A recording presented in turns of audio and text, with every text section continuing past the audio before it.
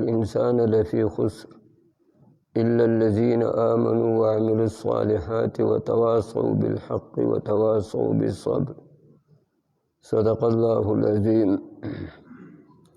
دا مختصر صورت ته او دې کې چې کوم احکام او کوم ارشادات الله تبارک وتعالى کړ دي، نو امام شافعي رحمه الله وایي چې دغه یو صورت دې کې چې کوم احکام دي او دې کې چې د الله تعالی طرف نه کوم ارشادات دي، په دې کې سړی غور او فکر هغه وکړي، نو دا د انسان دپاره د دین او د دنیا د کامیابۍ هغې دپاره پوره دي. مولانا احمد علي لاهوري رحمت الله علیه ډېر لوی ولی او ډېر لوی مفسر د قرآن هغه تېر شوی دی. هغه په خپل تفسیر کې د هر صورت د هغه خلاصه لیکي، د هر صورت د هغې خلاصه وي. نو د دې صورت خلاصه هغه دا لیکله چې ترقی اقوام اور اس کے اسباب،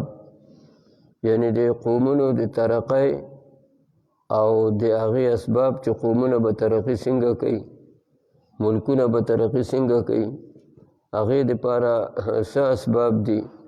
نو د هغې ارکان او د هغې اسباب هغه په دې صورت هغې کې ذکر دي.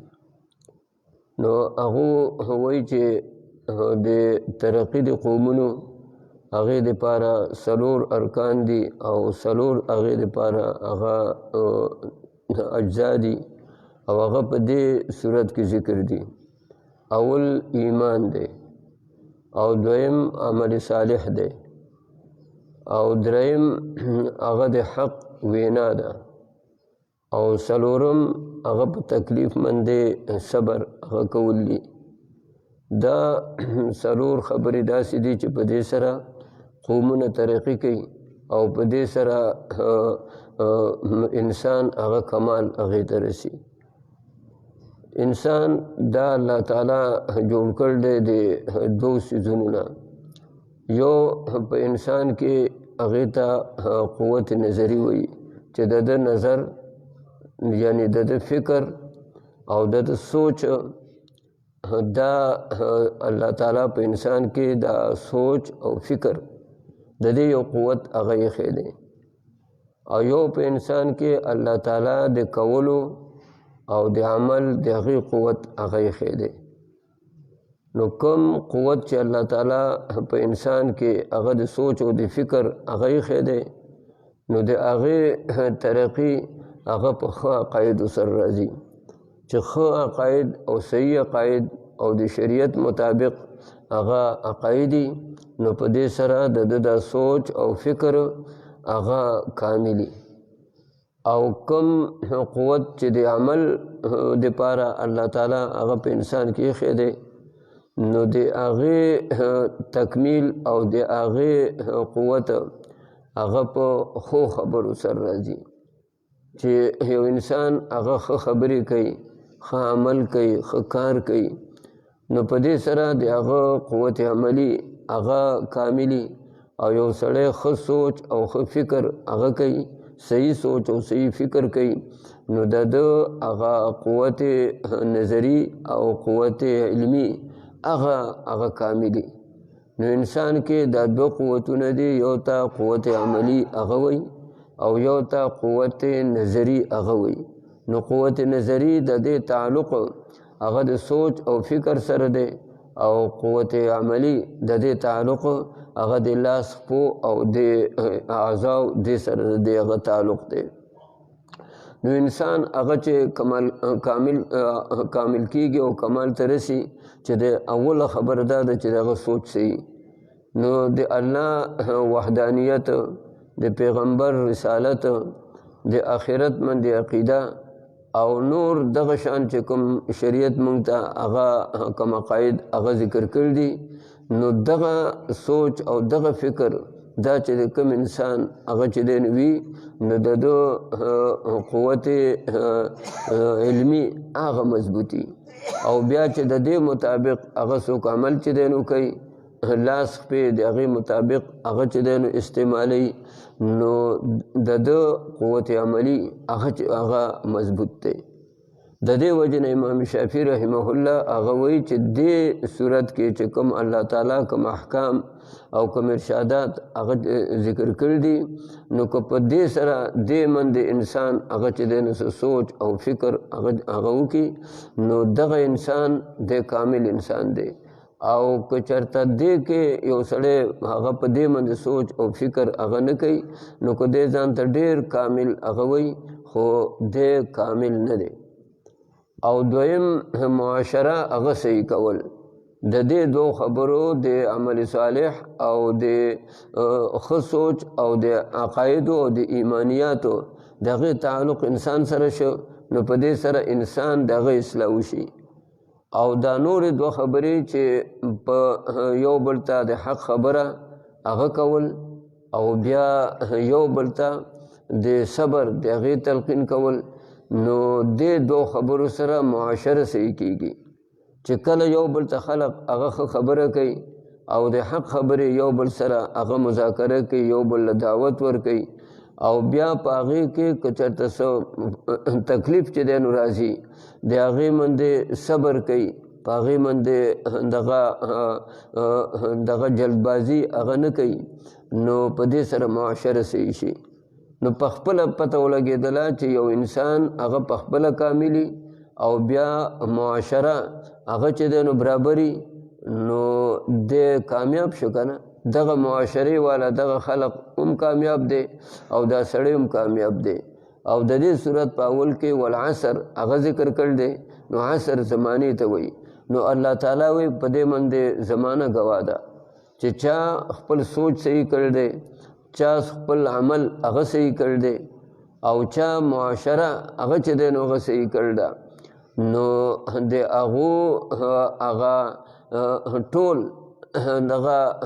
زندگی او ټول عمر هغه په سکون کې وخت کړلی هغه په آرام باندې وخت کړلی. او چا چې د خپل ځان د هغې تکمیل نه دی کړی عقاید غلط دي اعمال چې دی نو غلط دي نو ګوره هغه په خساره کې راغلی په نقصان کې راغلی. چې معاشره چې دی نو خطا ده نو معاشره هغه د هغې اثر هغه هر چا ته هغه رسي ټولو خلقو هغې ته رسي. حدیثو کې یو مسله هغه ذکر کوي نبی کریم صلی الله علیه وسلم د دې نه منع کړله چې یو ښځی هغه خپل ویښته هغه کټ کړي او بلې ښځې له ورکړي او هغه خپل هغه ویښتو سره هغه داسې طریقې سره جوړاو کړي چې داسې معلومیږي چې دا د دې ویښته دي پکې نه د بلې ښځې ویښته هغې خپلې ویښتو هغې سره یې ټل کړي. نو نبي علیه السلام په داسې ښځو باندې لعنت ویل دی لعن رسول الله صلی الله علیه وسلم الواصله والمستوصله هغه ښځه چې هغه وایي چې ماله دا ویښته راکړه چې زما د ویښتو سره زه ټل کړم چې دا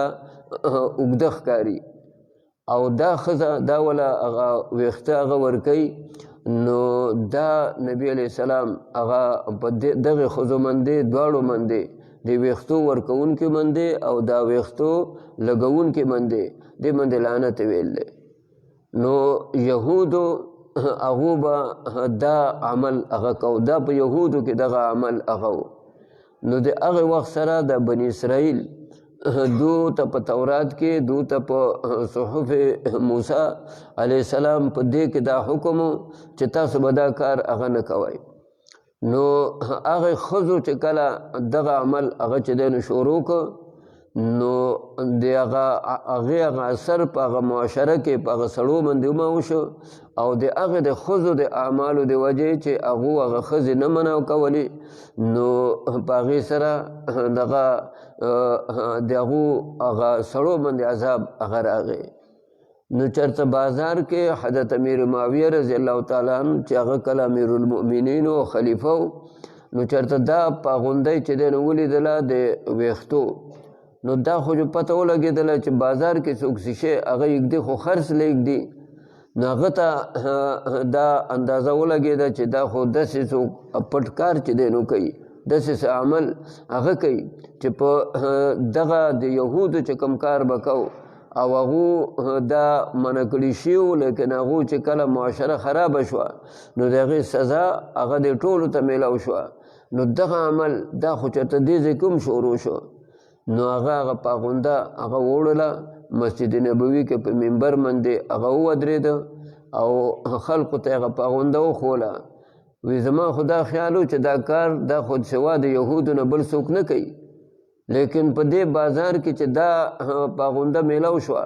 نو د دې خو دا مطلب شي چې په دې امت کې هم داسې خلق هغه چې دی نو پیدا شوی دی، داسې ښځې هغه پیدا شوي دي چې خپلو ویښتو سره د بلې ښځې ویښته هغه ټل کوي چې زما دا ویښته زما دا کونسۍ دا چې دی نو غټې هغه ښکاره شي. نو هغه ووایي چې دغې عمل سره د ښځو په دې عمل سره دې سره خو بني اسرائیل چې نو هلاک شي. نو بیا یې د هغه وخت علماو سره د دې نه چې صحابه و د هغه وخت سره یا صحابه و او یا تابعین و نو هغو ته متوجه شو وی این علماؤکم ستاسو علما څه شله. د دې مطلب دا چې د معاشرې اصلاح او خلقو ته خبره کول او خلق د دې نه هغه منع کول چې دا قسم کارونه مه کوئ، دا د علماو فرض دی، دا د علماو ذمواري ده. که په علاقه کې چېرته یو فساد چې دی نو کېږي نو د علماو دا ذمواري ده چې هغو به وایي دا فساد مه کوئ. که یو سړی یو فساد هغه چې دی نو کوي نو دا د علماو ذمواري ده چې هغه به وایي چې د دې مفسد د ده لاس هغه ونیسئ. که حکومت یو غلط کار چې دی نو کوي نو د علماو د هغو دا ذمواري ده چې هغه به د دې نشاندهي چې دی نو کوي چې دا خبره دا ناجایز ده او د دې نه ځان هغه ساتئ. او که مونږه دا خیال وکړو چې زه د سم یم، زه د سم یم، زه د 5 وخته لمونځ کوم، زه د قرآن تلاوت کوم، زه د شریعت مطابق هغه زندگی تیروم، نور خلق د خپل کار کوي، نو تاسو ته ما ووایي چې هغه ښځو دغه عمل کو او د هغې د وجې نه په سړو باندې اثر وشو، پوره معاشره باندې اثر وشو او د دغې خطرې د وجې نه حضرت امیر معاویه رضی الله تعالی عنه هغه پاخونده هغه راړله او خلقو ته یې وښوله چې دا کار خو به یهودو کو او د دې وجې نه معاشره خرابه شوې وه، د دې وجې نه په هغو باندې هغه عذابونه هغه راغلي وو. نو تاسو د دې معاشرې د خیال نه کوئ. علما څه شله دو د معاشرې په دې باندې د دو نظر نشته. د علماو یو خو دغه ذمواري ده، دویم خبره د علماو دی چې دغو عوامو سره تعلقي، څوک راځي د مسلې تپوس کوي، څوک راځي خواته کینی درس کوي اوري واز نصیحت اوري. نو دې وجه نه د علماو د هغو د عوامو سره تعلقي او افسران شله یا سرکاري خلق شو نو د هغو دومره خلقو سره میل ملاوت هغه نی چې څو د علماو هغه ملاوټي. او بیا قرآن کریم کې الله تعالی د علماو له پیرانو له زورونه ورکوي لولا ینهاهم الربانیون والاحبار عن قولهم الاسم واکلهم السحت. د خلقو به چې دا حرام خوړل نو د علماو او د درویشانو د پیرانو دا خلق ولې نه منع کوو. دغه شان د خلقو به چې د غلطې خبرې کولې نو ولې دا خلق هغه نه منع کوو. نو زورونه هغه په قرآن پاک کې الله تعالی د پیرانو له او علماو له هغه ورکوي. دغې وجه هغه دا ده چې د علماو خلقو سره تعلق دی، دا د دو فریضه ده، دا د دو ذمواري ده. قرآن کریم کې د انبیاء علیهم السلام نه الله تعالی یو عهد اخیستی دی او یو عهد هغه الله تعالی د ټولو انسانانو نه اخیستی دی او یو عهد الله تعالی د علماو نه اخیستی دی. د ټولو انسانانو نه چې کوم عهد هغه اخیستی دی نو هغه د دې متعلق چې الستو بربکم، دا ټول مونږ چې څه هغه الله تعالی هغه زمونږ روحانې پیدا کړه نو هغه د آدم علیه السلام نه واخله تر اخري روحه پورې دا ټول الله تعالی هغه را جمع کړه او دو کې قوت گویایي چې دی نو هغه کېښوه. الله تعالی په هر شي قادر دی او دو کې هغه قوت گویایي د قوت پوی هغه پکې کېښه او بیا ورته وی الستو بربکم ستاسو رب نیم. نو قالو بلا ټول وی چې الله ته زمونږ هغه رب. الله تعالی وی چې دا اقرار مې تاسو نه ځکه واخیسته چې ان تقولوا یوم القیامة انا کنا عن هذا غافلین، چې مونږه خبر نه وجي دا مونږه قیامت پر ورځ چې زما مخې له راشئ او زه د نه بیا تپوس کوم نو تاسو وایئ چې مونږ خبر نه نو دی وجه نه دا اقرار دا مې تاسو نه د خپل ربوبیت او د وحدانیت هغه ځکه واغسته. بیا د انبیاء علیهم السلام نه یو اقرار هغه اغستلی شوی دی. انبیاء علیهم السلام نه اقرار وَإِذَا أَخَذَ اللَّهُ مِيثَاقَ النَّبِيِّينَ لَمَا آتَيْتُكُم مِّن كِتَابٍ وَحِكْمَةٍ ثُمَّ جَاءَكُمْ رَسُولٌ مُصَدِّقٌ لِّمَا مَعَكُمْ لَتُؤْمِنُنَّ بِهِ وَلَتَنصُرُنَّهُ چې تاسو په وخت کې که چېرته نبي آخر الزمان هغه چې دی نو راغی نو تاسو به د هغه لښکر یئ او د هغه مقتدیان به یئ د هغه تابعدار به یئ. دا به نه وایئ چې زه مثلا موسی علیه السلام پیغمبر یم، زه مثلا ابراهیم علیه السلام پیغمبر یم. تاسو خپل وخت کې تاسو پیغمبري ده، لیکن کله چې نبی کریم صلی الله علیه وسلم چې دی نو هغه مبعوث شو نو تاسو به د هغه امتیان یئ، تاسو به د هغه تابعدار یئ. د دې وجه نه یو ځل چېرته د تورات ذکر هغه راغی نو نبی علیه السلام ووی چې لو کان موسی حیا لما وسعه الا اتباعي. که موسی علیه السلام ژوندی وی نو هغه به روا نه وه مګر زما تابعداري، هغه به زما تابعدار و، هغه به زما هغه امتي و. نو د دو نوم د اقرار هغه اغوستلی شوی و چې د نبي آخر الزمان د هغه به تاسو دغه کوئ، تایید کوئ، د هغه تقویت به کوئ، د هغه مټ هغه به مضبوطوئ. هغه چې څه وایي هغه خبرې هغه به تاسو هغه منئ، لکه عام امتیان چې خبرې مني تاسو به هم هغه شان منئ. او دغه شان اقرار او دغه شان عهد دا الله تعالی د علماو نه هغه په هر وخت کې چې کوم علما هغه د هغو نه الله تعالی دا اقرار اغستی دی. وَإِذَا أَخَذَ اللَّهُ مِيثَاقَ الَّذِينَ أُوتُوا الْكِتَابَ لَتُبَيِّنُنَّهُ لِلنَّاسِ وَلَا تَكْتُمُونَهُ. چې تاسو به کتاب او علم چې تاسو له راکړی شوی دی دا به خلقو ته بیانوئ او دې که به څه شی هغه به پرېږدئ نه او دې که به یو شی هغه به پټوئ نه. نو دا الله تعالی د علماو نه دا اقرار اغستی دی چې معاشره هغې باندې به ستاسو نظري. نو دې وجې نه که هغه سرکاري خلق هغه یو غلطي چې دی نو کوي نو دا هم د علماو د هغو ذمواري ده چې د هغې نشاندهي به کوي. او که په پبلک کې او په قومونو کې په هغې کې څوک هغه غلطه کار کوي نو دو به د هغې وینا کوي، چې وینا نه کوي نو بیا دو به الله تعالی هغه به نیسي. الله تعالی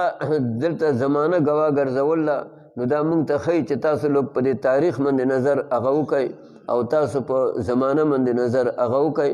چې دا ایمان او عمل صالح او یو بل ته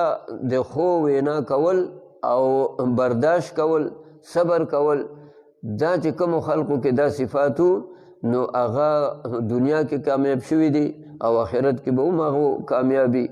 او چا کې چې دا خبرې هغه نه وي هغه په دنیا کې هم چې دی نو ناکام او آخرت کې خود هغه بیا ناکام. نو ګورئ تاسو نظر وکئ هغه د قابیل او د حابیل د هغه نه شروع کوئ. نو دغه قابیل چې هغه یو ظلم وکړو، یو زیاتې هغه یې وکړو نو په خپل هم چې دی نو هلاک شو او د نورو د هلاکت دپاره یو سبب او ذریعه وګرځېده. نو حدیث پاک کې راځي چې قیامت پورې چې د ناقې قتل او د ناقې مړې هغه کېږي نو چې څو د دې قاتل او د دې ناقجن الله تعالی سزا ورکوي نو دغم ته سزا د هغه قابل له ده، ځکه چې اول بنیاد هغه هغې ایښی دی. نو سوچ وکړئ چې دا څو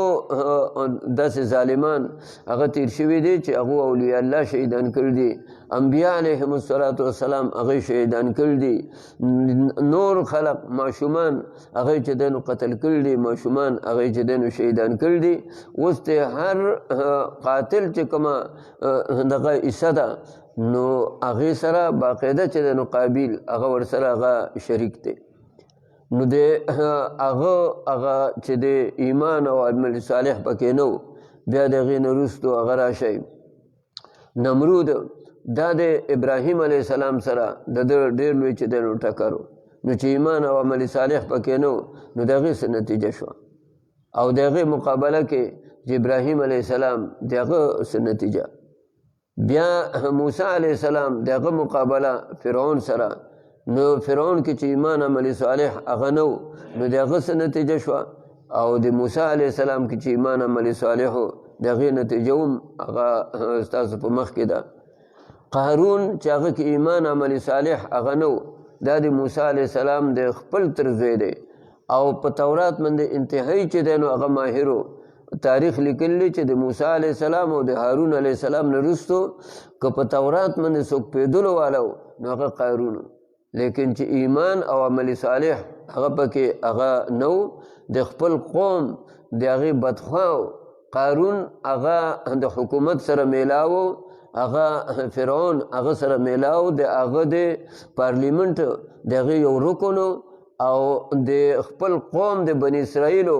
د هغو سیډې به یې کوله او د هغو باندې چې کوم دغه سختۍ هغه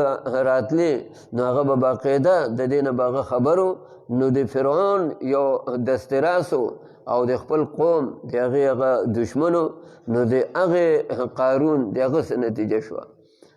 بیا نبی کریم صلی الله علیه وسلم دور هغې ته راشئ چې یو ځل دغه شان چې دغه مشرکین ناست دي او خپل منځ کې پټې خبرې کوي، هر یو خپل حل وایي چې دا زه ولې مخالفت کوم، زه ولې څه بنیاد مندي د نبي علیه السلام مخالفت کوم. نو ابو جهل پکې دا خبره وکړه چې زمونږ په دې قوم کې په قریشو کې چرته چې د عزت خبره ده نو هغه دو اغستې ده. د حرم ته چې څوک حج عمرې له راځي یا وفدونه راځي نو د هغې هغه مهمان نوازي هغه هم دو څخه ده. که چرته بار قومونو سره جرګی نو د هغې جرګې د هغې هغه تغمه هغه هم دو سره ده. او که چرته د آب زمزم چې دی نو هغه تقسیمي نو هغه هم دو سره دی. که د بیت الله چې دی نو څه خدمتي هغه هم د بنو هاشم سره دی. نو اوس یو پیغمبري پاتې وه نو هغه پیغمبري هم په بني هاشمو کې راله. نو زه خو خالص د دقې وجې نه چې دا هر څه دا جو په بني هاشمو کې دي او نور موږ له څه شی پکې هغه نشته دی، نو وایي زما خو دقې وجې نه هغه دشمني ده. نو چې ګوره ایمان او عمل صالح هغه پکې نه و نو د هغه څه نتیجه شوه. او بلې غاړې ته نبي کریم صلی الله علیه وسلم وګورئ او دغه شان دغه صحابه وګورئ چې هغو کې ایمان او عمل صالح و، معاشره یې صحیح کړې وه، په خپله چې دی نو هغه کامل و. نو د هغې څه نتیجه نو الله تعالی وایي والعصر، زمانه دې باندې لږ نظر وکئ، زمانه په دې باندې هغه ګواه ده. تاسو دا کوم چې مشران یې تاسو ته خو به د پاکستان د صدران دا به چې دی نو هغه پیژنه به ومه چې کوم تیر شوي دي او دغه که کشران یې نو دوی به اورېدي ومئ د دې پاکستان یو صدر سکندر مرزا هغه د دې علماو سخت مخالف و. هغه وی دا علما چې دی نو حرمین چې دی نو کوي او دوی اسلام چې دی نو هغه کوي وی په دغه کشتو کې چې دی نو کېنوو او جو هغه عربو ته چې دی نو هغه لیږو. علما ورته ووایي چې دا علما به یې دقه وطن کې او ته به ځې. نو هغه بیا امریکې ته تلی او امریکې کې د یو هوټل د هغې چې دی نو دغه منیجر و او د پاکستان صدر. نو دغسې زمانې وکته چې هغه علماو هغو په دغه وطن کې دي او د هغو چې کوم ادارې جوړې کړي دي کوم مدرسې جوړې کړي دي د هغې څه نتیجه ده. او هغه صدر سکندر مرزا چې قبر یې نه دی معلوم چې هغه قبر یې کوم ځای دی. بیا ګوره د صدر یحیی خان دا نوم هم تاسو اورېدی دی، هغه د پاکستان سره د پېښور اوسېدونکی و او په کویټه کې هغه چې کله هغه مړ شو نو بلوچیان وی دی دلته مه ښخوئ او دغه پېښوریان وی دلته یې مه راولئ. داسې د پاکستان چې دی نو هغه صدر و چې دغه د قرآن په تعلیماتو باندې هغه پوره نه و. نو هغه خلقو هغه ځای کې وی چې دی د پېښور سړی دی دلته یې ولې ښخوئ او د پېښور خلقو وی چې دی هغه مه راولئ. دغه شان ګورئ تاسو دا د ایران هغه شهنشاه دا لفظونه حدیث کې راځي چې دا شهنشاه د دې مطلب دا چې د بادشاهانو بادشاه. نو د بادشاهانو بادشاه دا یو الله د قیامت پر ورځ هغه سړي له به الله تعالی سخته سزا چې دی نو هغه ورکوي چې د هغه دا لقبي شهنشاه دا د هغه چې دی نو لقبي الله به ورله سخته سزا هغه ورکوي. نو ګوره هغه رضا پهلوي د هغه د ډېر د سوونو کلونو نه د هغې خاندان هغه حکومت هغه راغلی لیکن بیا بخپل غیران کې د 15 فوټو ځای هغه نو او په مصر کې هغه کې تدفین هغه چې دینو شوی دی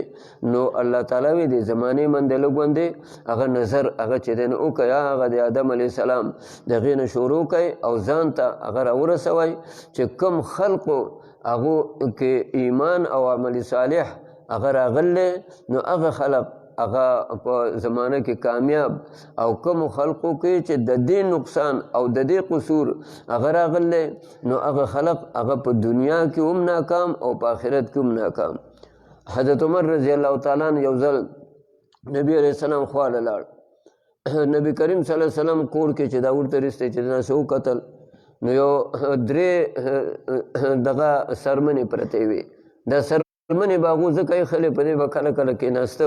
ځکه فرشونه خلو دغه شګې وي نو چېرته سرمنې مندې لکه زموږ د خلقو پخوا هغه د ګډ نه ګوډې هغه بیا به یې پې مونځ کو نو داسې یو درې چې دی نو سرمنې وي